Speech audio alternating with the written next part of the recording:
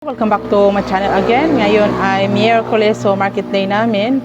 So ako ay nag-grocery ng bigas dahil mabenta dito sa akin ng bigas mga hapon ng banda mga tindahan dahil nagsira na yung mga wholesaler basta alas 5. So dito sila mamimili mga tindahan pero sa ilang oras wala pa masyadong namimili. So tayo'y mag-haul unboxing sa mga aking pinag-grocery at saka nagpunta din ako ng Malita para sa mga itong mga junk foods kasi mas mura doon sa mga warehouse mga tinda. So silipin natin yung mga pinag-grocery ko.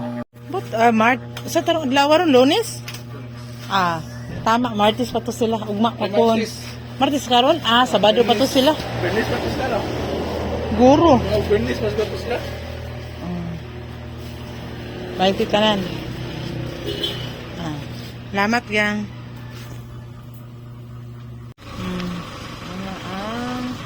Bread box mga tinda. So bumili ako ng 20 na peraso na tag 50. So benta ko ay 55. Baka sa sunod na araw yun naman ang Delia's loaf bread.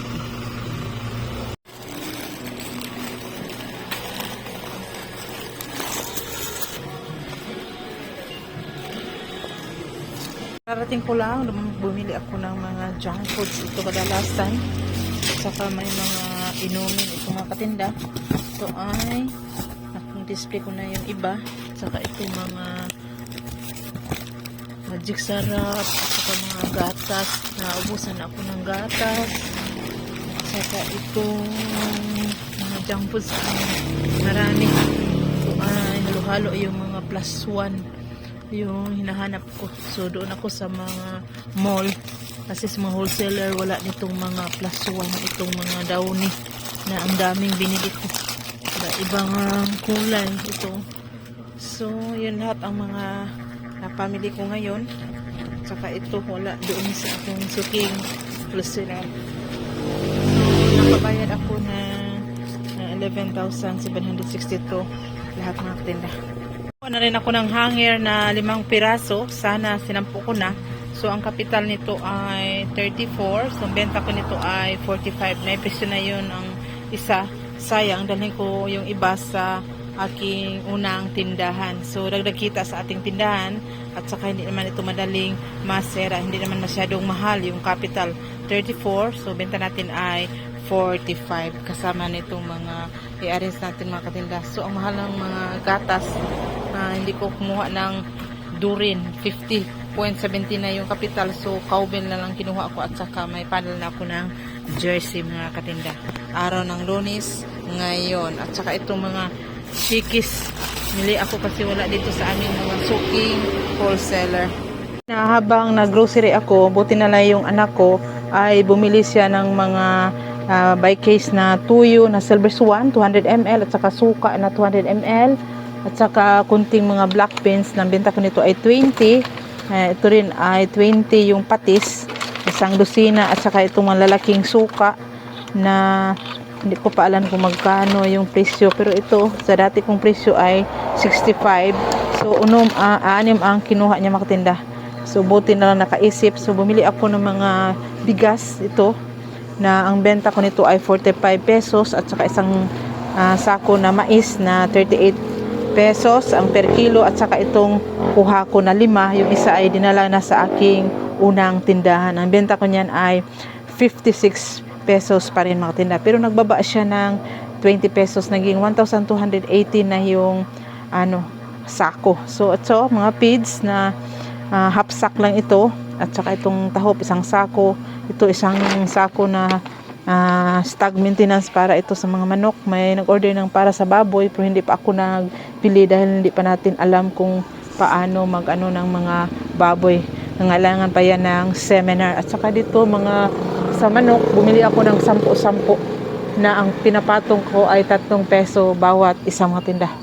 So yun lahat at saka may asukal na ako ng isang sako na 3,300 na yung sako at saka isang container na mantika na medyo nagtaas ng konti yung mantika. 1,069 yung last kong bili, ngayon ay 1,071. Pero yung order kong itlog na 15 tray ay walay mga katinda.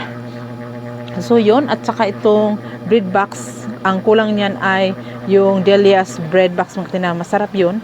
60 ang benta ko kasi 55 yan ay 50, so 55. So yun lahat ang mga, at saka yung mga Bear Brand, yun lahat ang mga napamili ko doon sa Malita na display ko na itong mga, yung ampakay ko yung mga free mga tinda. Kaysa wholesaler walang mga free, kinukuha na nila ang free. Yung Downy yun by free, kumuha ako ng 10 tayo at saka itong Sunrise. Doon tayo makakita ng malaki sa mga plus one mga tinda, plus one ba, ano ba yung mga plus na yan. So yun ang aking tindahan ngayon, medyo nagkalaman-laman ng mga tinda. So baka sa susunod kong i-reveal ko yung magkano talaga yung capital ko nito sa aking pangalawang tindahan at saka doon sa butika. Sa ating sipag at tiyaga mga tinda, na manalangin tayo sa Panginoon na lumago yung tindahan natin. Ang sikreto talaga mga tinda na maging masinop, madiskarte, at saka wag nating hayaang pagod ang mag-adaig sa atin, yung mawalan tayo ng pag-asa. Kasi minsan hindi araw-araw na malaki yung benta natin, baka bukas malaki, sa sunod naman maliit. So ganun talaga ang negosyo mga tinda. Sipag at tiyaga ang kailangan, at saka maging patience tayo sa ating mga customer. So yun lang lahat ang aking mga napamili ngayon, at saka diskartihan ang mahalaga mga katinda at tibay ng loob. So yan lang muna ang aking masishare mga katinda sa araw na ito. Baka bukas tayo ay maka-live dito sa aking pangalawang tindahan. So salamat sa mga nag-subscribe, at saka sa gusto pang mag-subscribe, hit yung notification bell, yung all, para makikita pa yung mga videos ko. Positive lang tayo, bawal ang nega. Bye bye, salamat sa inyo.